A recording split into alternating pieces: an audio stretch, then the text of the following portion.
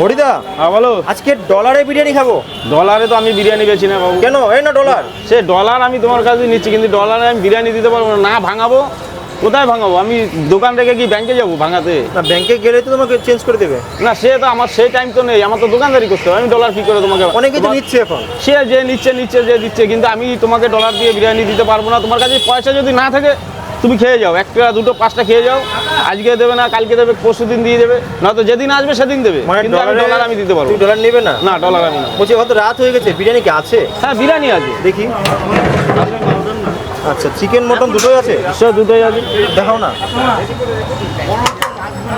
Dollar আমার কাছে ছিল, তাই ভাবছিলাম তো ডলারটা ভাঙি না না, ডলার আমি ভাঙা দেবো। তোমার কাছে পয়সা নাই, তুমি খেয়ে যাও, পরে আমাকে দিয়ে যাবে।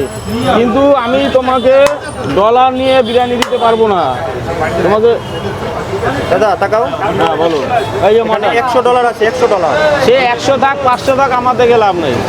তাই তোমার কাছে পয়সা নেই, আমি তোমাকে বিরিয়ানি দিচ্ছি, তুমি বসে খাও, আমি দেবো হবে না? না, তুমি পরে পয়সা দেবে। মটন তুললে? হ্যাঁ, এটা মটন। আচ্ছা, ঠিক আছে। হ্যাঁ।